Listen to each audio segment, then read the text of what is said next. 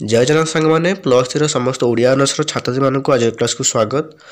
तो previous class सांग मैंने आम आलोचना करुले जोटा कि आमर fourth semester Odia honours core 8 unit 1 T जोटा कि आमर टॉपिक कौन था यूनिट 1 रे जोटा ही लोक संस्कृति और लोक साहित्यर संज्ञा स्वरूप और प्रकारभेद। आम लोक संस्कृतिर संज्ञा स्वरूप प्रकारभेद विषय आम पूर्व आलोचना कर सारी। तो आम तापर भी लोक साहित्यर माने संज्ञा विषय आम आलोचना कर सारी। एबे वर्तमान आज क्लास आम आलोचना करबा लोक साहित्यर स्वरूप विषय। तो आज क्लास आम आलोचना करबा लोक साहित्यर स्वरूप विषय। ओके, लोक साहित्यर संज्ञा विषय में आलोचना कर सारी प्रीवियस वीडियो जो मैंने देखी ना मुझे डिस्क्रिप्शन लिंक देदेवि आप देखिपारे। तापर लोक साहित्यर स्वरूप आलोचना करबा।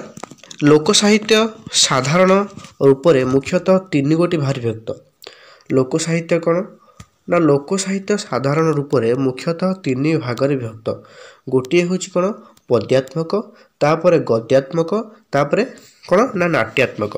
तो लोक साहित्य केते भाग विभक्त ना तीन भाग विभक्त। लोक साहित्यर स्वरूप विषय आम आलोचना करुचे ठीक अच्छे। तो लोक साहित्य मुख्यतः तीन भाग विभक्त। गोटे है पद्यात्मक, तापर गद्यात्मक, तापर है नाट्यात्मक। तो लोक साहित्यर स्वरूप को आम आलोचना करवा से कहते कि यह पांच भाग विभक्त है। तो लोक साहित्यर स्वरूप विषय आम आलोचना करुचे। तो लोक साहित्यर स्वरूप अनुसार लोक साहित्य पांच भाग विभक्त। प्रथमटी है लोकगीत, तापर लोक गाथा, तापर लोक कथा, लोक नाटक एवं लास्ट को रहिबो लोकोक्ति। तबे किंतु लोक साहित्यर स्वरूप और परिसर को सठिक भाव में कल्पना करिया को हेले प्रथमे यह तीन गोटी भाग विभक्त करा।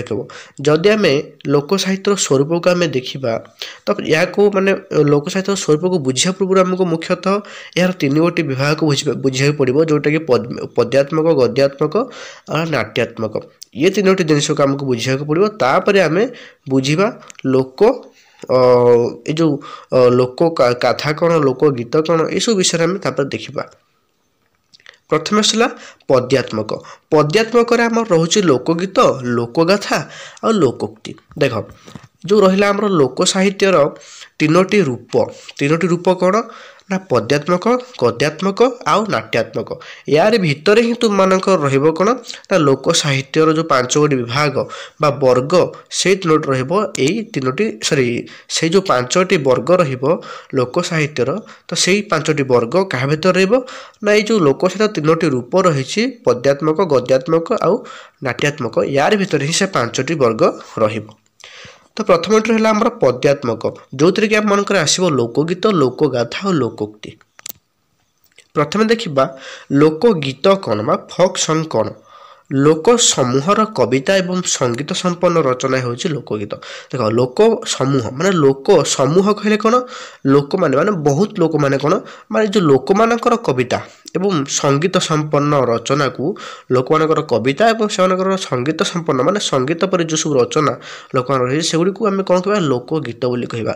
आबाल वृद्ध वनिता द्वारा आवृत तथा अंतर्भुक्त करे एगुड़ी लोकगीत को आम आबाल वृद्ध वनिता समस्त द्वारा यह कौन हुए रचना हो पारे। तेणु आम कौन कहीपर आबाल वृद्ध वनिता द्वारा आवृत तथा अंतर्भुक्त कर लोकगीत को जमीक क्रीड़ा गीत, श्रम गीत, नाना बाया गीत, प्रेम बा श्रृंगार विषयक गीत, पर्वपर्वाणी गीत, ये सब है कौन लोकगीत जाऊँगी। तो यदि माने परीक्षा रे क्वेश्चन आसे लोकगीतर तीनोटी उदाहरण दियो बा लोकगीतर केते गुडे उदाहरण दियो तार कौन लिखि परिबा ना क्रीड़ा गीत, श्रम गीत, नाना बाया गीत, प्रेम बा श्रृंगार विषयक गीत और पर्वपर्वाणी इत्यादि सब है लोकगीतर उदाहरण। लोक हृदय विभिन्न भावना समूह को भित्ति करी ए लोकगीत हो उठी बहुवर्णी। तो लोक मानकर हृदय रही लोकगीत। लोकगीत कौन ना लोकगीत हूँ लोक मानकर गीत। तेणु लोक मानकर हृदय ही गीत रही आसी क्योंठि यह श्रमक्रांत मनुष्यर श्रमर माध्यम साजी हलुआ गीत और नाउरिया गीत आदि आकार रे उभात पुणी केउठारे यह कांदना गीत आकार रे खेलाई देछि नारी जीवनर कारुण्य लहरी।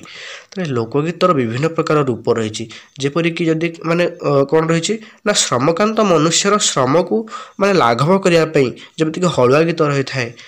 चाषी मैंने जमी कौन करते ना बिलरे गीत गाई कम करते नाउरिया मैंने गीत गाई से भाव में କ'ଣ କରିଥାଏ ତାର ଆହୁରି ଗୋଟେ ରୂପ ଥାଏ ଯେମିତିକି କାନ୍ଦଣା ବା ମାନେ ଯେମିତି ଗୋଟେ କନ୍ୟାଟି ବି ବାହାଘର ହୋଇ ତାର ଯେତେବେଳେ ସିଏ ମାନେ ପର ଘରକୁ ଯାଉଥାଏ ସେତେବେଳେ ସେ କ'ଣ ଗୋଟେ କାନ୍ଦଣା ଗୀତ ଗାଏ। ତ ସେଥିରେ କ'ଣ ନା ନାରୀ ଜୀବନର କାରୁଣ୍ୟ ଲହରୀ ବା ନାରୀ ଜୀବନର କାରୁଣ୍ୟ ଦୃଶ୍ୟ ସବୁ ତା ଦେହରେ ବର୍ଣ୍ଣିତ ରହିଥାଏ। ଏହିପରି ଭାବେ ଲୋକଗୀତର ଆହୁରି ଅନେକ ରୂପ ବିଦ୍ୟମାନ ଯାହାର ପଟାନ୍ତର ନାହିଁ, ଯାହାକୁ ଆମେ ଆଲୋଚନା କରିପାରିବା ନାହିଁ, ଯାହାକୁ ଆମେ ବର୍ଣ୍ଣନା କରିପାରିବା ନାହିଁ। ଲୋକ ସାହିତ୍ୟର ସର୍ବଶ୍ରେଷ୍ଠ ଓ ବୃହତାୟନ ବିଭାଗ ହେଉଛି ଲୋକଗୀତ। ଏ ଯେଉଁ ଲୋକ ସାହିତ୍ୟର ସବୁଠାରୁ ବଡ଼ ବିଭାଗ, ସବୁଠାରୁ ଶ୍ରେଷ୍ଠ ବିଭାଗ ହେଉଛି କ'ଣ? ଏଇ ଆମର ଲୋକଗୀତ। ଲୋକଗୀତକୁ ବିଭିନ୍ନ ହିସାବରେ ବର୍ଗୀକରଣ କରାଯାଇଛି, ଯେମିତିକି ଶ୍ରମଭିତ୍ତିକ, ଧର୍ମଭିତ୍ତିକ, କ୍ରୀଡ଼ାଭିତ୍ତିକ, ମନୋରଞ୍ଜନ ଭିତ୍ତିକ, ମନସ୍ତାତ୍ତ୍ୱିକ ଭିତ୍ତିକ, ଏସବୁ ହେଲା କ'ଣ? ଲୋକଗୀତର ବିଭାଗୀକରଣ। ଠିକ୍ ଅଛି, ଦେଖ ଏଠି ଗୋଟେ କ୍ୱେଶ୍ଚିନ୍ ଆସିପାରେ ନା ପଦ୍ୟାତ୍ମକ ଯେଉଁ ଲୋକ ସାହିତ୍ୟର ସ୍ୱରୂପ ଆମେ ପଢ଼ୁଛେ, ତ ଲୋକ ସାହିତ୍ୟର ପଦ୍ୟାତ୍ମକ ବିଭାଗରେ କେଉଁ ବର୍ଗ ଗୁଡ଼ିକ ସ୍ଥାନାନ୍ତରିତ ହୋଇଛି ହେଲା। କ'ଣ ଲେଖିପାରିବ ନା ଲୋକଗୀତ, ଲୋକକଥା, ଲୋକୋକ୍ତି ଏସବୁ ଆମେ ଲେଖିପାରିବା। ତ ଛାଡ଼, ଆମେ କ'ଣ ପଢ଼ୁଛେ ଲୋକଗୀତ ବିଷୟରେ। ତ ଲୋକଗୀତକୁ ବିଭିନ୍ନ ଭାଗରେ ବିଭକ୍ତ କରାଯାଇଛି, ଯେମିତିକି ଆମେ କ'ଣ ଦେଖିଲେ ପ୍ରଥମେ ହେଲା ଶ୍ରମଭିତ୍ତିକ। ଏହି ବର୍ଗରେ କୃଷକ ଗୀତ ମାନେ ଯେମିତି ହଳୁଆ ଗୀତ, ଶଗଡ଼ିଆ ଗୀତ, ମଇଁଷିଆଳ ଗୀତ, ନାଉରିଆ ଗୀତ, ଚକୁଳିଆ ଗୀତ, ପଣ୍ଡା ଗୀତ, ଭିକାରୀ ଗୀତ ଏଇସବୁ ହେଲା ଆମର ଶ୍ରମଭିତ୍ତିକ ଗୀତ। ମାନେ କାମ କଲାବେଳେ ବା କୌଣସି ଶ୍ରମଜନିତ କାର୍ଯ୍ୟ କଲାବେଳେ ଯେଉଁ ମାନେ କ'ଣ ନା ମନୁଷ୍ୟ ମୁଖରୁ ଯେଉଁ ଗୀତ ବାହାରେ ବା ତାକୁ ଆମେ କ'ଣ କହିବା ଶ୍ରମଭିତ୍ତିକ ଗୀତ। କାର୍ଯ୍ୟ କଲାବେଳେ ଯେଉଁ ଗୀତ ସେମାନେ ଗାଇଥାନ୍ତି। ତାପରେ ଆସିଲା ଧର୍ମଭିତ୍ତିକ ଗୀତ, ପର୍ବପର୍ବାଣୀ ଓ ଓଷା ଗୀତ, ଠାକୁର ଠାକୁରାଣୀ ଗୀତ, ପଶ୍ଚିମ ଓଡ଼ିଶାର କରମା, ତାପରେ କ'ଣ ଛେରଛେରା, ତାପରେ ଚୁଡ଼ାଖାଇ ଏଇସବୁ ଯାତ୍ରାରେ ଗାନ ତଥା ଗୀତ ଏସବୁ ହେଲା ଧର୍ମଭିତ୍ତିକ। ମାନେ ଆମର ପର୍ବପର୍ବାଣୀ ଧର୍ମ ଅନୁଷ୍ଠାନରେ ଯେଉଁ ସବୁ ଗୀତ ମାନେ କ'ଣ କରାଯାଏ ନା ଗାନ କରାଯାଏ, ସେସବୁ ଆମେ କହିବା ଧର୍ମଭିତ୍ତିକ ଗୀତ ବୋଲି କହିପାରିବା। ତାପରେ ହେଲା ମନୋରଞ୍ଜନ ଭିତ୍ତିକ ଗୀତ, ଯେମିତିକି ଦୋଳି ଖେଳ, ରଜ ଦୋଳି ଖେଳ ବା ରସଲ କେଳି, ତାପରେ ସଜନୀ ଗୀତ ଏସବୁ ଆମର କ'ଣ ହେଲା ମନୋରଞ୍ଜନ, ମାନେ ମନୋରଞ୍ଜନ ପାଇଁ ମନକୁ ଖୁସି କରିବା ପାଇଁ ଯେଉଁ ଗୀତକୁ ଆମେ ଗାନ କରିଥାଉ ତାହା ହେଉଛି ମନୋରଞ୍ଜନ ଭିତ୍ତିକ ଗୀତ। ତାପରେ ଆସିଲା କ୍ରୀଡ଼ା ଭିତ୍ତିକ, ମାନେ ଖେଳିବା ବେଳେ ଯେଉଁ ସବୁ ଗୀତ କ'ଣ କରାଯାଏ ନା ଗାନ କରାଯାଏ, ଯେମିତି ପୁଚି ଖେଳ ଗୀତ ହେଲା, ତାପରେ ଛିଲୋଲାଇ ଗୀତ, ଘୋ ଘୋରାଣୀ ଗୀତ ଏସବୁ। ତାପରେ ଆସିଲା ମନସ୍ତାତ୍ତ୍ୱିକ ଗୀତ, ବିବାହ କାନ୍ଦଣା, ମରଣକାଳୀନ କାନ୍ଦଣା ଏସବୁ ହେଲା କ'ଣ ମନସ୍ତାତ୍ତ୍ୱିକ ଗୀତ।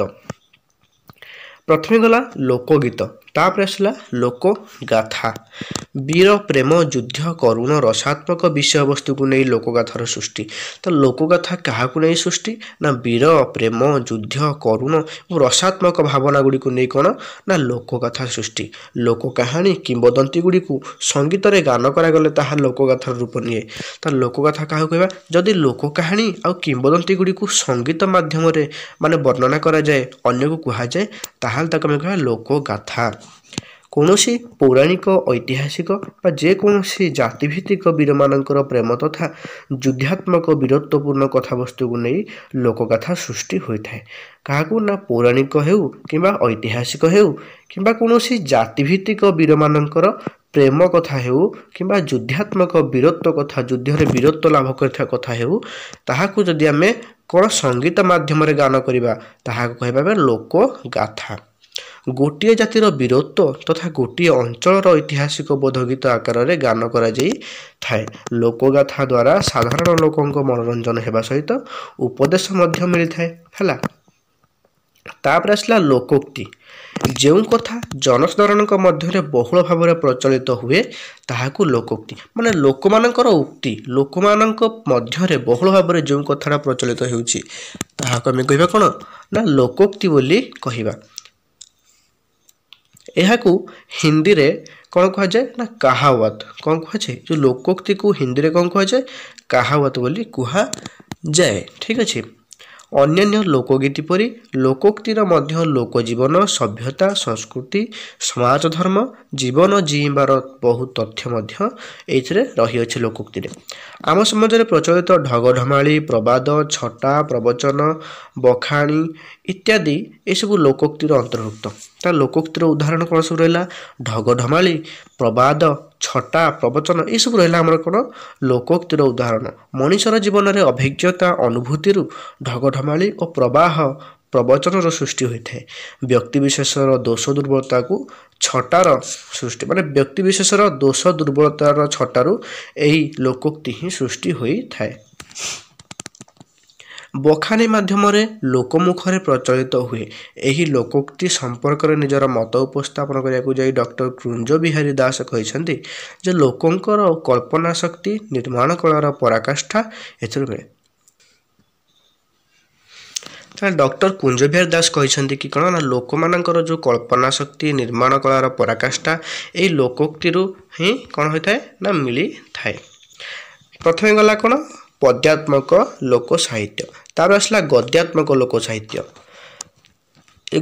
ମାନେ ଗଦ୍ୟାତ୍ମକ ଲୋକ ସାହିତ୍ୟ କ'ଣ ରହିଲା ନା ଲୋକ କାହାଣୀ କିମ୍ବଦନ୍ତୀ, ଠିକ୍ ଅଛି, ଲୋକ କାହାଣୀ କିମ୍ବଦନ୍ତୀ ତାପରେ ପୁରାଣ କଥା ଏସବୁ ରହିଲା କେଉଁଥିରେ ନା ଆମର ଗଦ୍ୟାତ୍ମକ ଲୋକ ସାହିତ୍ୟରେ।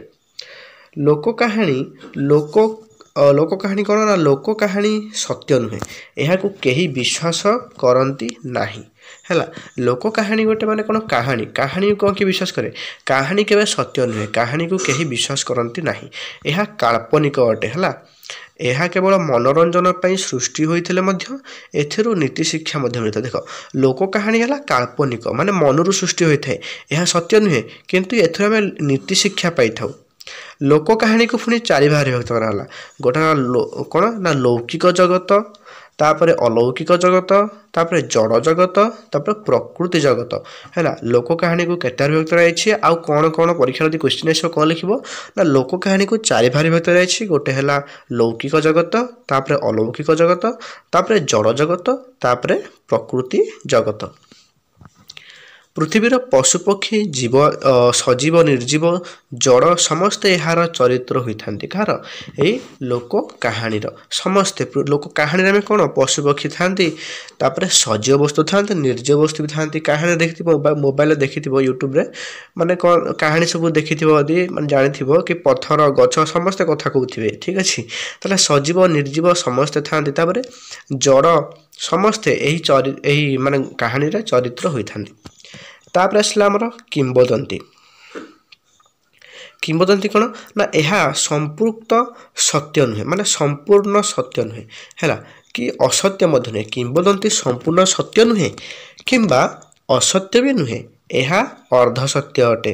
ପୃଥିବୀର ବିଭିନ୍ନ ସ୍ଥାନର ଐତିହାସିକ କୀର୍ତ୍ତି, ନଦୀ, ପାହାଡ଼, ପର୍ବତ ଏବଂ ବିଭିନ୍ନ ରାଜବଂଶର ବୀରତ୍ୱପୂର୍ଣ୍ଣ ଯୁଦ୍ଧ ତଥା ଦିଗ୍ବିଜୟର କିମ୍ବଦନ୍ତୀ ଶୁଣିବାକୁ ମିଳେ। ତାହେଲେ କିମ୍ବଦନ୍ତୀରେ ଆମେ କ'ଣ ସବୁ ଶୁଣିବା ନା ପୃଥିବୀର ବିଭିନ୍ନ ସ୍ଥାନର ଐତିହାସିକ କୀର୍ତ୍ତି ସବୁ ଶୁଣିବା।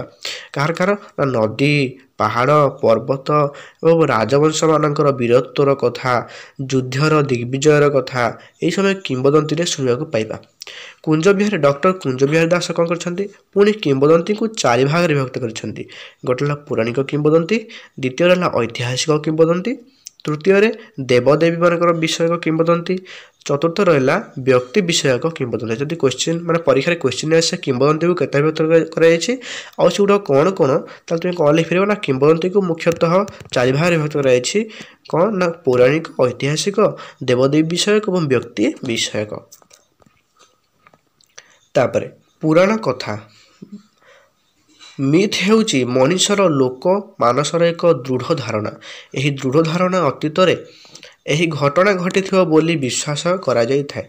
ପୁରାଣ କଥା ହେଉଛି ମାନେ କ'ଣ ମାନେ ଅଧା ସତ ଅଧା ମିଛ ହୋଇପାରେ ହେଲା। ତାହେଲେ କ'ଣ ହୋଇପାରେ ନା ମିଥ୍ ମାନେ କ'ଣ ମିଥ୍ୟା ହେଉଛି ମଣିଷର ଲୋକମାନସର ଏକ ଦୃଢ଼ ଧାରଣା। ଏହି ଦୃଢ଼ ଧାରଣା ଅତୀତରେ କ'ଣ ହୋଇଥାଏ ନା ଏହି ଘଟଣା ଘଟିଥିବ ବୋଲି ବିଶ୍ୱାସ କରେ। ମାନେ ପୁରାଣ ବା ମିଥ୍ ସେ ମାନେ ଲୌକିକ ଜଗତ, ଅଲୌକିକ ଜଗତ ଓ ପ୍ରକୃତି ଜଗତ ଦେଖିବାକୁ ମିଳେ ପୁରାଣରେ। ତାହେଲେ ମିଥ୍ରେ ମଣିଷ ସୃଷ୍ଟି ଠାରୁ ତା'ର କ୍ରମବିକାଶ, ଜାତି, ଧର୍ମ, ବର୍ଣ୍ଣ, କୃଷି, ଖାଦ୍ୟ, ସଂସ୍କୃତି, ପରମ୍ପରା ଏସବୁ ସ୍ଥାନିତ ହୋଇଥାଏ।